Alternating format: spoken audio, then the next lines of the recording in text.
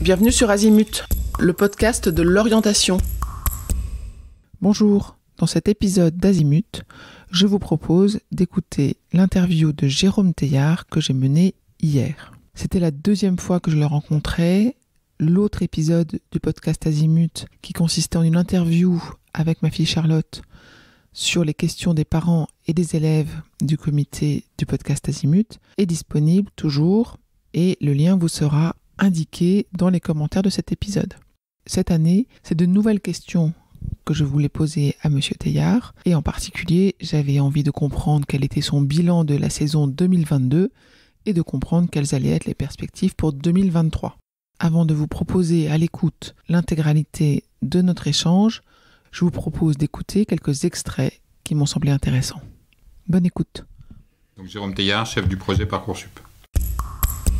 J'ai 3 préoccupations permanentes. Trouver le point d'équilibre entre les formations d'un côté qui ont leurs exigences, les usagers qui ont les leurs et qui sont prioritaires parce que la plateforme elle est faite pour eux, et puis moi l'exigence qui est celle de l'efficacité, et donc on trouve des compromis permanents. Il y a une croyance que c'est Parcoursup qui fait le classement, que c'est un algorithme froid et inhumain, j'emploie des termes que j'ai entendus, qui décide du destin.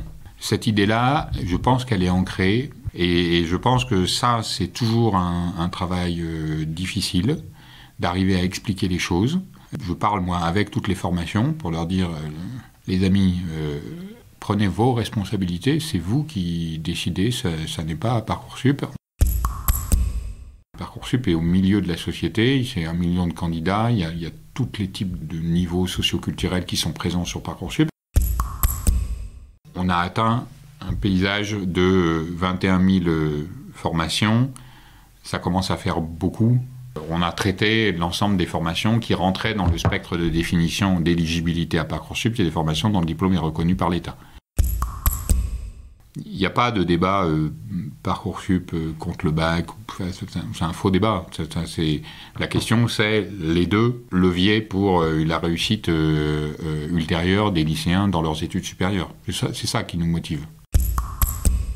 Parcoursup, c'est une aventure familiale, c'est pas que individuel. Pour les lycéens, ce qui compte, c'est le projet d'orientation.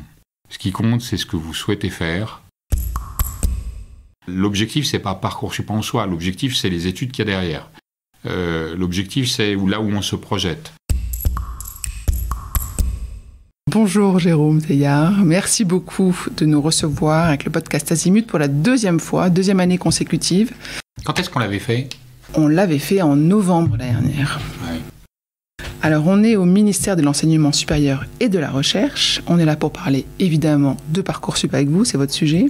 J'imagine que vous êtes à l'initiative de la plateforme. Vous suivez ses évolutions. Ça fait combien de temps que vous travaillez sur le projet ? 5 ans. 5 ans.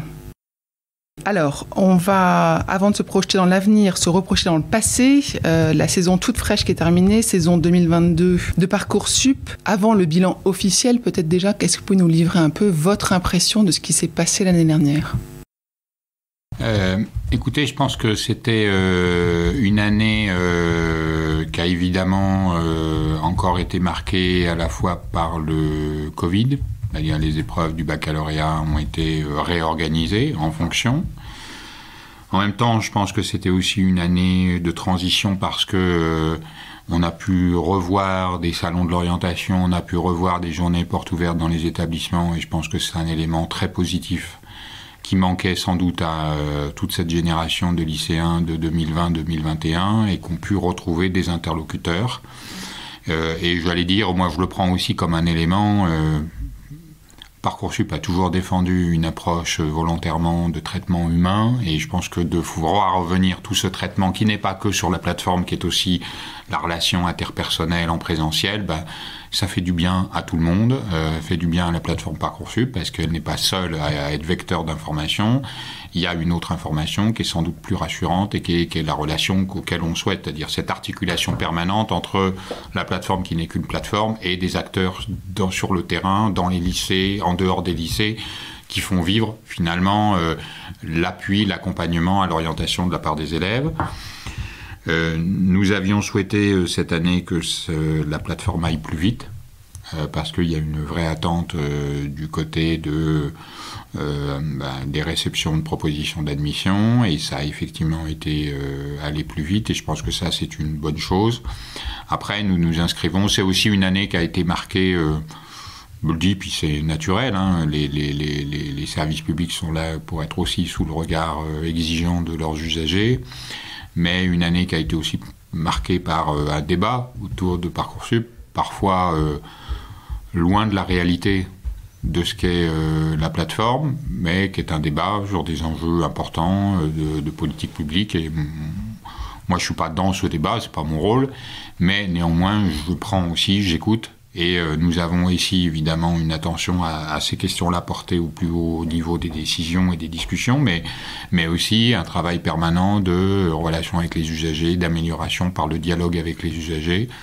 Voilà, c'est aussi la marque Parcoursup d'avoir en permanence le sentiment qu'on doit améliorer les choses. Je veux dire, c'est pas un constat d'un défaut, je veux dire, toutes les politiques publiques, elles évoluent. Elles prennent en compte les usagers, et nous, on a la chance. Ce ne sont jamais les mêmes usagers. C'est toujours des nouveaux usagers. Donc il est important aussi d'avoir des communications, et chaque année de renforcer la communication vers eux, parce que parfois, parce qu'on lit, on peut avoir des idées sur Parcoursup qui ne sont pas la réalité de ce qui s'y passe. Et je pense que c'est aussi important d'avoir ce travail-là, nous, de toujours persuader, ce qui veut dire qu'on travailler avec la PQR, changer, nous adapter en permanence pour essayer de toucher directement les jeunes, leurs familles, parce que pour leur donner la bonne information. On a terminé la phase complémentaire au moment de l'interview, là aujourd'hui. Quel a été un peu le ressenti que vous en avez par rapport à l'année précédente? Est-ce que vous avez l'impression qu'il y avait moins de monde dans cette phase complémentaire? Est-ce qu'elle était plus dense, plus inquiétante? En fait, je pense davantage que la phase principale est allée plus vite, a fait plus de propositions, donc il y avait peut-être moins de gens sur la phase complémentaire. Alors, c'est un sujet de mécanique des fluides à traiter. On verra ce qu'il en est dans les chiffres, mais notre objectif a toujours été, et il demeure, la phase complémentaire, elle est indispensable parce qu'il y a toujours cet effet d'adéquation nécessaire, parce qu'elle se produit pas naturellement dans aucun système. Je veux dire, quel que soit le type d'algorithme qu'on utilise sur le processus, il y a toujours besoin d'une marge. Et puis parce qu'il y a des candidats qui changent d'avis en cours de route pour des tas de raisons personnelles qui les intéressent eux. Mais notre priorité, elle est toujours faire en sorte que ça soit dans la phase principale, que se passe le maximum de réponses, de propositions auprès des candidats, qu'on les fasse plus vite, parce que c'est là qu'est l'enjeu de leur dossier de candidature, et c'est là qu'ils ont des réponses plus rapidement. Qu'est-ce qu'il y avait comme évolution que vous aviez apportée l'année dernière qui a été mise en place et qui sera reconduit par exemple? Les délais, d'avoir un suivi des délais, et puis parfois de réduire les délais. Encore une fois, on ne le fait pas dans l'absolu. C'est pas on se lève le matin et on dit qu'on va réduire les délais. C'est pas ça. C'est qu'on regarde quelles sont les pratiques des usagers afin d'optimiser au maximum. C'est-à-dire que mon objectif, c'est que les candidats aient suffisamment de temps pour répondre, mais qu'on n'ait pas un temps perdu qui soit finalement du temps perdu pour les autres et pour l'efficacité de la procédure. Nous avions fait un choix de raccourcir les délais, et ça a plutôt bien fonctionné. Et je le dis parce que c'est très important, sans qu'il y ait personne qui perde quelque chose. C'est-à-dire qu'il y a toujours un suivi, il y a des mécanismes d'alerte pour ceux qui sont usagers de Parcoursup. Il y a des messages, il y a des SMS, il y a les parents qui peuvent rentrer leurs données. Enfin, vraiment, j'allais dire, ça c'est quelque chose qu'on a mis en place depuis maintenant 4 ans. C'est fait partie des innovations qui ont un effet majeur, c'est-à-dire qu'on a apaisé le débat. Le débat public peut être plein de fort sur Parcoursup encore, c'est même 5 ans après. Le débat avec les relations famille s'est beaucoup apaisé parce que personne n'est pris en traite, on prévient, on informe. Oui, il y a plus de transparence. Et oui, voilà, enfin, le mot est un mot un peu valise dans lequel on peut y mettre plein de choses, mais en tout cas, dans notre relation, nous, usagers, il y a le devoir d'information en amont et en permanence qui fait qu'on peut se permettre de réduire les délais, sans que ça soit quelque chose qui est mal vécu, c'est quelque chose qui se passe bien. On l'avait fait avec les fédérations de parents d'élèves aussi. Enfin, c'est toujours moi, j'ai 3 préoccupations permanentes. Trouver le point d'équilibre entre les formations d'un côté qui ont leurs exigences, les usagers qui ont les leurs et qui sont prioritaires parce que la plateforme elle est faite pour eux, et puis moi l'exigence qui est celle de l'efficacité, et donc on trouve des compromis permanents qui peuvent changer d'une année sur l'autre, qu'il faut repositionner, qu'il faut adapter, mais qui sont toujours à peu près basés sur trouver le point d'équilibre entre 3 considérations qui se marient pas spontanément. Donc il faut trouver les articulations en ayant ce souci d'accompagner les candidats. La question de la hiérarchisation à la fin de la phase principale aussi, parce que c'est un moment, encore une fois, il faut bien rappeler ce contexte-là parce que c'est très important. Il ne s'agit absolument pas de demander aux candidats au moment où ils formulent leurs vœux d'avoir à se contraindre dans une liste. La liberté de choix, elle est quelque chose qui est reconnu, qui est apprécié par les lycéens, qui va avec la philosophie aussi. Après, il faut trouver l'articulation avec l'efficacité, notamment lorsque la procédure est déjà installée depuis un bon moment et donc que les candidats ont des résultats et qu'il faut pouvoir accélérer avec toujours un même objectif, pouvoir apporter des propositions au plus grand nombre et faire en sorte que ça arrive le plus tôt possible, de manière à réduire à la fois l'attente, le sentiment d'attente, et puis de permettre, parce que c'est ça notre priorité, c'est que quand on a des réponses qui sont plutôt au mois de juillet, c'est plus facile de rechercher un logement, c'est plus facile de se projeter pour sa rentrée étudiante que quand c'est à la fin du mois d'août. Donc c'est toujours ce paramètre-là qui nous guide. Donc cette initiative de hiérarchisation des vœux, là, ne va pas être implémentée dès le départ non, pour la prochaine ouverture. Ça a toujours été très clair, hein, c'était pas du tout l'objectif. Et puis quand vous dites initiative juste pour le repositionner, c'est-à-dire qu'on travaille avec un comité éthique et scientifique qui avait fait cette préconisation-là, en disant bien qu'il ne s'agissait pas de le rétablir au début, donc on s'est inscrit dans cette logique-là, c'est de trouver l'équilibre. Là aussi, c'est une question d'équilibre entre satisfaire le plus grand nombre, trouver des exigences, ça induit toujours des contraintes, enfin, c'est toujours un équilibre hein, de droit, de devoir, pour arriver au meilleur point d'équilibre. Il est à inventer, il est à tester dans le respect des usagers, dans le respect des formations et avec le souci toujours de l'accompagnement parce que on ne peut rien faire sur Parcoursup, enfin comment dire, on ne peut rien faire qui ne soit pas accompagné. C'est-à-dire on a un public qui est jeune, on a un public qui a aussi d'autres préoccupations dans la vie et puis c'est bien naturel. Et donc il faut l'accompagner, il faut accompagner les familles. Et je crois que c'est toujours un axe de travail intéressant que d'avoir ce travail-là pour toujours expliquer ce que l'on fait, pourquoi on le fait et dans quel sens, quels sont les résultats qu'on estime pouvoir atteindre avec ces évolutions-là. Quelle est la partie de Parcoursup qui a été la plus compliquée à expliquer cette année, sur laquelle vous avez dû, vous, faire le plus de pédagogie encore envers les familles ? Je vous dirais, je ne sais pas si c'est la question de la pédagogie aussi vis-à-vis des familles, il y a une croyance que c'est Parcoursup qui fait le classement, que c'est un algorithme froid et inhumain.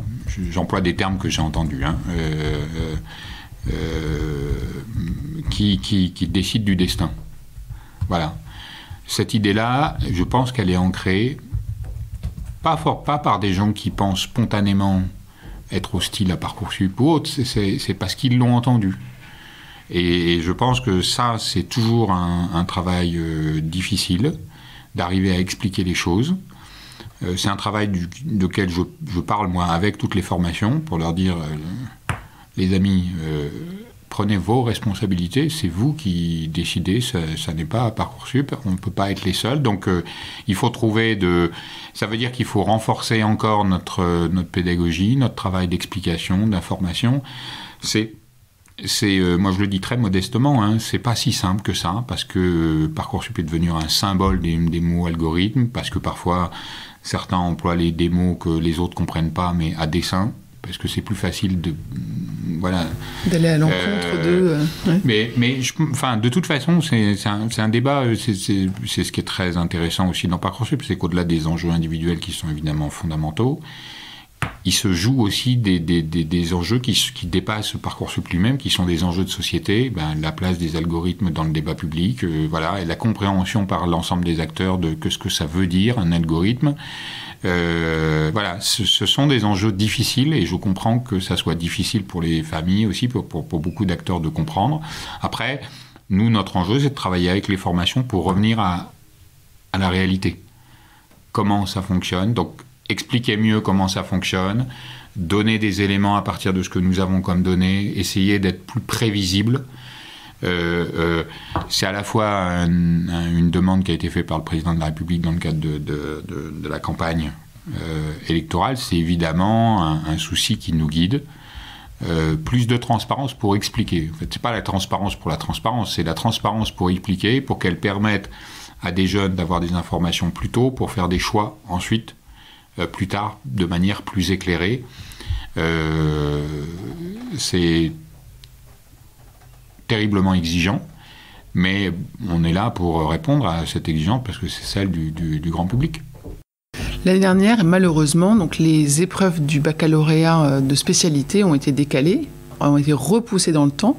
Est-ce que vous savez comment est-ce que les formations ont intégré cette donnée-là, du coup, pour ne pouvant plus compter sur des notes nationales? Est-ce que vous savez comment est-ce qu'ils ont arbitré la prise en compte de ces notes, de ces non-notes, justement? Alors, en fait, c'était assez facile, puisque, j'allais dire, on en était à la 3e fois où on essayait sans pouvoir. Et puis 2, il ne faut jamais oublier que ne pas prendre en compte ces notes-là voulait juste dire faire comme avant. Donc, en fait, il n'y avait pas de rupture. Et puis, ils ont été informés, les décisions, elles se prenaient à la fin du mois de janvier, donc bien avant. Donc, nous avions accompagné, évidemment, les formations, à la fois sur la décision, sur qu'est-ce qu'elle signifie. Et on avait le système plan B parce qu'on le connaissait. Le plan B, c'était juste le plan A d'avant. Ce qui a été plus, pas difficile, mais en tout cas perturbateur pour les formations du supérieur, c'était le fait que le bac soit positionné au mois de mai, pendant des périodes où il y avait des oraux. Donc là aussi, on a joué notre rôle, qui était d'être prescriptif, c'est-à-dire que moi j'avais passé des consignes très claires aux formations en disant interdiction absolue de convoquer des lycéens pour des oraux dans la période allant du 9 au 13 mai, qui était la période à la fois de préparation, enfin la semaine, on va dire, où il y avait ces épreuves-là. Et ça a été bien compris. Pour certains, il a fallu faire de la gymnastique dans l'organisation des rendez-vous, mais je crois que tout le monde l'a bien compris et a joué le jeu. Mais vous voyez, ça c'est exactement l'illustration que je veux donner du travail permanent entre les formations, les usagers. Là, il y a un sujet important pour les usagers. Il faut pouvoir le prendre en compte. C'est exigeant pour les formations, mais en même temps, et Parcoursup joue son rôle, c'est-à-dire que on est un rôle à la fois de conviction, on est un rôle d'organisation et d'harmonisation, et qu'apprécient les formations, parce que si il n'y avait pas ce rôle un peu d'arbitre, en fait, c'est chacun qui ferait en fonction de son intérêt. Et donc, on se retrouverait avec une formation qui dira « tiens, moi, j'en convoque parce que c'est mon droit. » Enfin, voilà. Puis une autre qui dira « oui, mais moi, je ne l'ai pas fait. » Et ça créerait un bazar qui créerait du trouble du côté des lycéens. Parce que s'il y en a un qui est convoqué pendant que l'autre ne l'est pas, vous voyez... À l'heure des réseaux sociaux, vous voyez, la gestion de l'information et de la bonne communication, c'est fondamental pour apaiser, et c'était vraiment le but, c'était donner de la tranquillité et de la sérénité. C'est une épreuve importante pour eux. On respecte, le baccalauréat, c'est très important. Voilà, et on a organisé un processus qui a permis de tenir compte de cette situation, même si, évidemment, toutes les formations... regrettait de ne pas pouvoir intégrer cette donnée, mais voilà, elle faisait comme nous tous, c'est-à-dire que c'était une donnée dont on a bien compris aussi les ressorts d'une décision nationale. Est-ce que vous avez observé des tendances particulières sur les réorientations, c'est-à-dire les étudiants de première année qui repassent par Parcoursup pour demander une alternative d'orientation? Non, je ne sais pas, ils étaient 5000 de plus cette année. Je pense qu'en fait, il y a un changement dans la représentation des réorientations. C'est-à-dire, je pense que ça n'est plus un phénomène marginal, c'est un phénomène important. Ça n'est plus un phénomène qui n'est que la traduction d'un échec, c'est une recherche. C'est sans doute un élément de symptôme, en quelque sorte, de parcours moins linéaires que ceux que d'autres ont connus. Moi, j'ai déjà vu, mais je le voyais déjà l'an dernier. C'est pour ça que c'est un sujet de préoccupation au sens d'intérêt. J'avais déjà noté par des éléments d'information dont je disposais que on voyait des étudiants réussir leur première année et se réorienter néanmoins.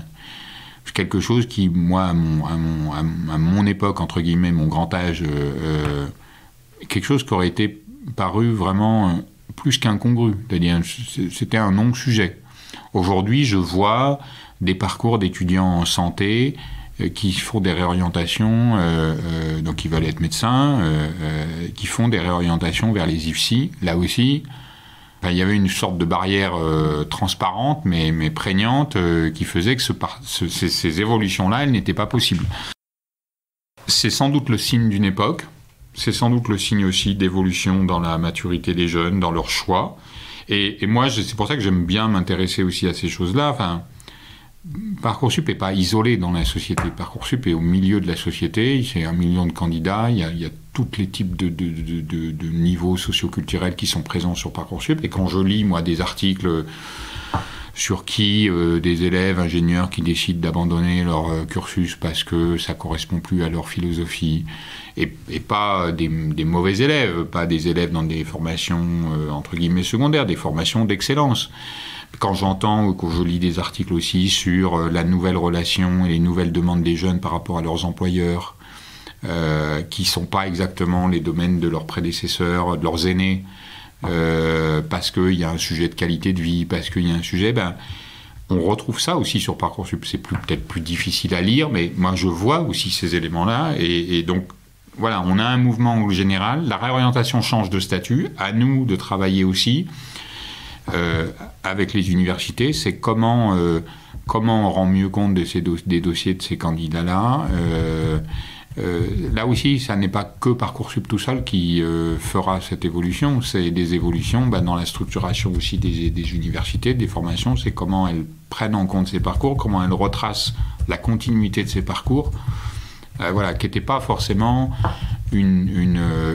c'est pas, je veux pas dire une préoccupation, mais c'était pas quelque chose d'aussi important, d'aussi prégnant. Aujourd'hui, ça le devient beaucoup plus, et Parcoursup, comme sur d'autres sujets, Parcoursup le montre.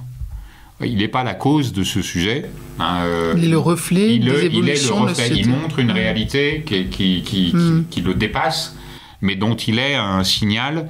Et à travers les données qu'il publie, on voit ça. Auparavant, on ne le voyait pas. Et Parcoursup montre des évolutions de cette nature-là. Quelles sont les évolutions à venir, par exemple en termes de secteurs de formation? Est-ce que vous allez intégrer des gros secteurs, des nouveaux secteurs de formation? Est-ce qu'il y a quelles sont les évolutions à venir sur cette saison 2023? Alors, je serais sans doute très limité sur cette préoccupation-là, parce que la ministre doit elle-même indiquer qu'elle ferait... il y aura des améliorations sur Parcoursup, et donc c'est un travail qui se fait avec nos collègues du ministère de l'Éducation nationale et de la jeunesse, et donc on aura des développements sur ces questions-là. Après, ce qui est important, c'est en termes d'offres de formation, on a atteint un paysage de 21 000 formations. Ça commence à faire beaucoup. On a traité l'ensemble des formations qui rentraient dans le spectre de définition d'éligibilité à Parcoursup. C'est des formations dont le diplôme est reconnu par l'État.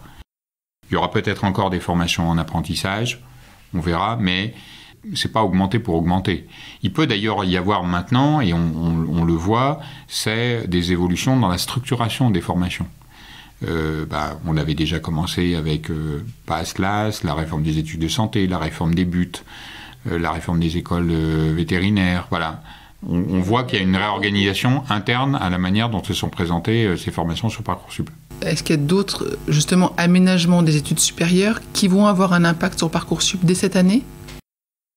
Je ne l'ai pas comme ça en tête, mais Parcoursup, en tout cas, s'inscrit en appui de l'évolution des politiques publiques pour donner à voir ces formations-là. Je crois que c'est ça qui est important, finalement.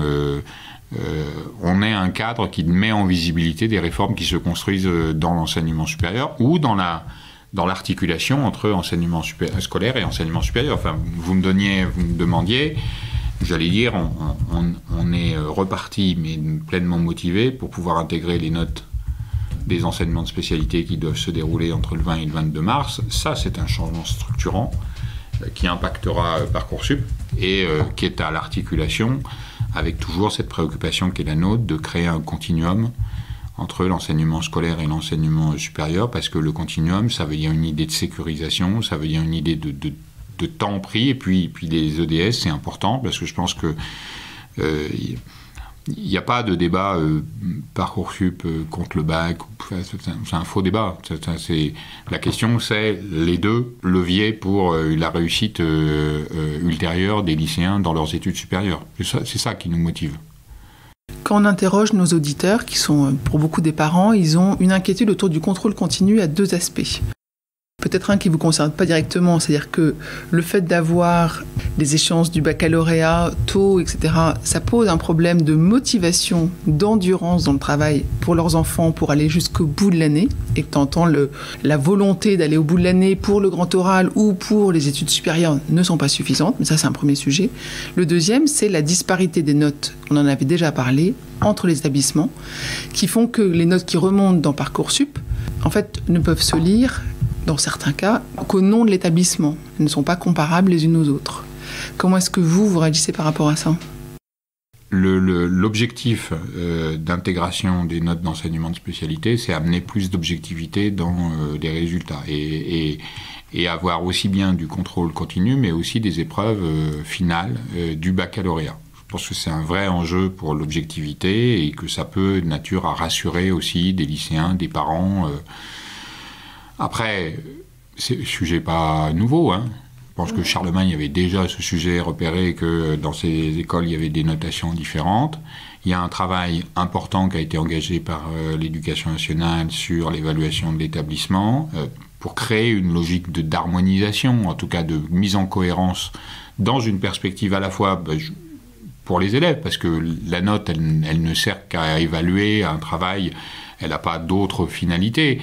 Et par rapport à un sujet d'égalité de traitement vis-à-vis de l'accès à l'enseignement supérieur. Après, la question de la motivation, j'entends cette préoccupation, mais il y a des épreuves tout au long de l'année, enfin, je veux dire, il y en aura toujours, et c'est important, ces épreuves sont importantes, c'est le baccalauréat qu'il faut avoir. Et puis, on sait que les résultats au baccalauréat sont aussi un élément qui est prégnant dans...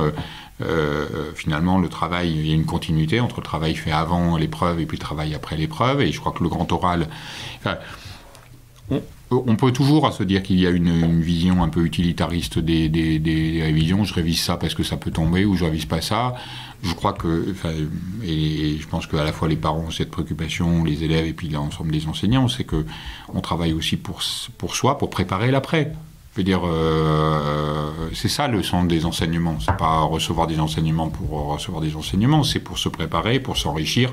Et tout ce qui sera fait au dernier trimestre, c'est des éléments aussi qui font partie de la sécurisation du parcours et de la réussite dans l'enseignement supérieur. Donc il n'y a pas de temps inutile, il n'y a que des temps qui permettent d'apprendre, de s'enrichir et de se préparer pour l'étape suivante, pour ceux qui le souhaitent, d'accéder à l'enseignement supérieur. Pour clarifier juste cette histoire de lycée de provenance, pour être sûr que les parents comprennent bien, les noms des lycées ne remontent pas automatiquement dans Parcoursup. Les lycées sont anonymisés. Non, les lycées sont présents sur la fiche Avenir Sur la fiche Avenir, d'accord. Voilà. D'accord. Est-ce que, justement, l'évaluation du niveau du lycée, si on peut dire ça comme ça, est-ce que ça, c'est remonté dans Parcoursup ? Non. Ce qu'a Parcoursup, il y a une fiche Avenir, enfin, il y a les notes des élèves, les appréciations des professeurs, il y a des appréciations transversales sur des compétences transversales, et puis il y a des éléments d'identification de la place de l'élève dans son groupe d'enseignement de spécialité, qui sont des éléments qu'appréhende. Moi, je crois qu'il faut aussi être aussi serein quand même par rapport à ces questions-là, parce que regardons la réalité des chiffres. Si je suis sur le bac général, je n'ai pas les chiffres là de 2022, mais ils sont à peu près constants dans les années. On est sur le bac général, si c'est celui auquel vous pensez, il y a 97% des lycéens qui ont moins de propositions. 97%. Donc, Non, mais je comprends. Et effectivement, les chiffres sont toujours dans ces eaux-là. C'est des cas particuliers, mais chaque cas est unique et chaque cas est important. 97%, j'ai traité des cas particuliers. C'est-à-dire que, vous voyez, je serais à 50%, je vous dirais, oui, je comprends. Je serais dans une situation dans laquelle la mobilité, on voit que certains territoires sont pas mobiles et on pourrait se dire, ceux-là, ils sont pas pris, voilà. Ça n'est pas la réalité. La mobilité a progressé dans des considérations très fortes, y compris en Île-de-France. Après, ça n'empêche pas, et de ce point de vue-là, c'est toujours quelque chose à travailler. Il faut renforcer l'objectivité, il faut renforcer la transparence des formations sur ce sujet-là. C'est vraiment pleinement le sens de l'inscription des notes d'enseignement de spécialité et de leurs épreuves finales, parce que c'est un sujet, c'est des corrections anonymes, c'est des corrections par d'autres enseignants que ceux de son propre établissement. C'est des notes qui pèsent 16% pour chacune des 2 épreuves du baccalauréat. Et donc, c'est des notes sur lesquelles nous allons travailler avec les formations de l'enseignement supérieur pour qu'elles puissent les prendre dans leur réalité, dans leur juste appréciation, et que ça donne un éclairage. Et évidemment, cet élément de comparaison sera intéressant parce que ça permet sans doute de rééquilibrer au regard des preuves qui sont celles qui aujourd'hui se déroulaient au mois de juin. Parce que finalement, derrière le propos, l'inquiétude qui était formulée, c'était celle-ci. C'est mon enfant, mon fils, ma fille, a 11-12 de moyenne, et à l'épreuve finale, il a 19. Et donc c'est injuste parce que le 19 qu'il a eu à l'épreuve finale, il n'est pas pris en compte par rapport à d'autres qui auront peut-être 14 et 14. Voilà.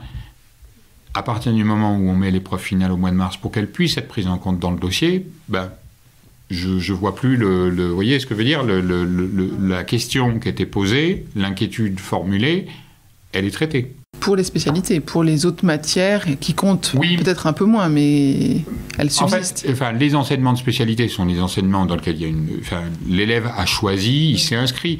Je ne veux pas non plus, il ne faut pas laisser croire que le reste n'a pas de sens, c'est-à-dire que le reste est clair aussi, a toute son importance, les appréciations des professeurs, tout ça est très important, et encore une fois, je ne néglige pas non plus le contrôle continu, puis dans les autres enseignements. Mais on a un élément qui est un élément aussi d'appréciation objectif, basé sur des épreuves nationales, passées en même temps, avec une harmonisation aussi. Donc voilà, c'est aussi tout le travail que je salue des collègues de l'Éducation nationale, qui peut aussi être pris en compte, et avec toujours le même objectif, l'objectivation dans le traitement du dossier des candidats. Prochaine étape pour 2023, déjà on aura le bilan 2022, vous savez à quelle échéance à peu près il va être publié ?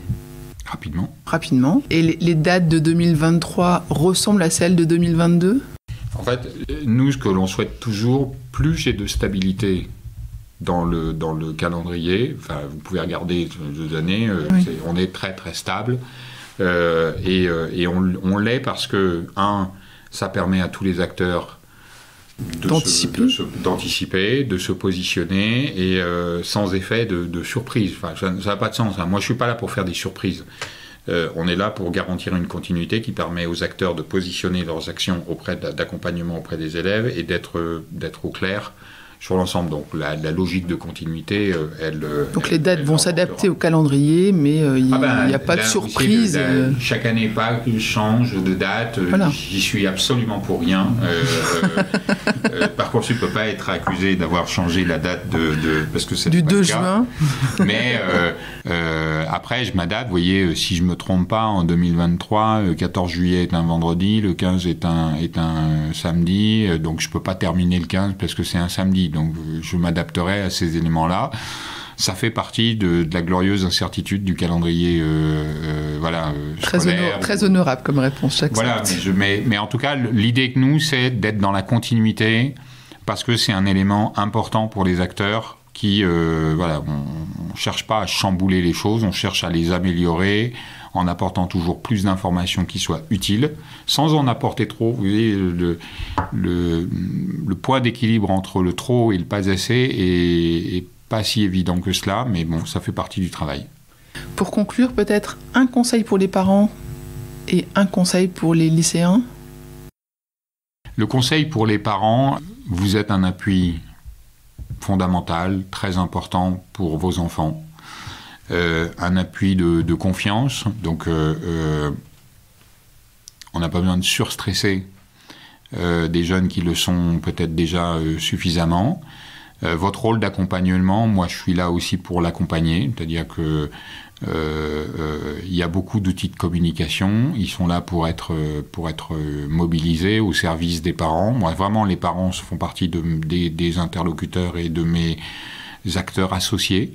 Je travaille beaucoup avec les fédérations de parents d'élèves, avec toujours le même souci, programmer en amont des temps d'échange qui puissent être bénéficiés à tous. Je pense qu'on a vraiment conscience que les parents sont des alliés dans Parcoursup. C'est une aventure familiale, c'est pas que individuel. Donc il faut que nous, on accompagne l'ensemble du cercle qui est autour du lycéen. Pour les lycéens, peut-être, ça sera toujours le même, je suis sans surprise. Ce qui compte, c'est le projet d'orientation. Ce qui compte, c'est ce que vous souhaitez faire. Ce qui compte, c'est de ne jamais perdre une occasion de tester sa propre appréciation sur ce que je veux faire. On a le droit de changer d'avis. Enfin, c'est pas la première fois que vous le ferez dans votre vie. Donc voilà, il ne faut pas avoir de honte. Il n'y a jamais de mauvaises questions. Il n'y a pas de questions idiotes, il n'y a pas de questions stupides. Il n'y a que des questions quand on s'interroge sur ce qu'on a envie de faire. Et on a le droit d'avoir un chemin qui n'est pas une rectiligne. Le mien, il n'est pas du tout rectiligne. Et voilà, et je pense que c'est le cas de la plupart des gens. Donc il faut aussi anticiper, travailler sur le projet. Parcoursup, les règles de Parcoursup sont plutôt simples. Enfin, le fonctionnement de Parcoursup est plutôt simple. Donc ne vous angoissez pas sur ce sujet. Préparez-vous, profitez des salons, profitez des interlocutions avec les acteurs du supérieur pour poser toutes les questions que vous souhaitez poser. Voilà, c'est ça mon principal conseil, c'est de ne pas se tromper de cible. L'objectif, c'est pas Parcoursup en soi, l'objectif, c'est les études qu'il y a derrière. L'objectif, c'est là où on se projette. Continuer à être exigeant sur ce qui vous permet ensuite de vous projeter pour les études du supérieur. Parfait. Est-ce qu'il y a un sujet dont on n'a pas parlé ? Un scoop que vous vouliez me dire ? Parcoursup 2024. On fera 2023. On se revoit l'année prochaine ? C'est ça. Parfait, merci beaucoup. Je vous en prie. Je vous retiens quelques instants de plus pour vous remercier de votre écoute fidèle. Les nombreux messages que vous nous envoyez nous touchent beaucoup et nous lisons toujours les avis que vous nous laissez sur Apple Podcast avec émotion. Si ce n'est pas encore fait, allez nous déposer 5 étoiles et rédiger votre commentaire sur Apple Podcast et sur Spotify. Vous pouvez également vous abonner pour avoir les épisodes dès leur sortie. Et surtout, partagez l'existence du podcast autour de vous. Parlez-en. Pour bénéficier d'une lecture d'épisodes par thématique, nous vous recommandons d'aller sur notre site azimut-podcast.com. Vous verrez, tout y est très bien classé. Je vous souhaite une bonne journée ou une bonne soirée et à bientôt sur Azimut.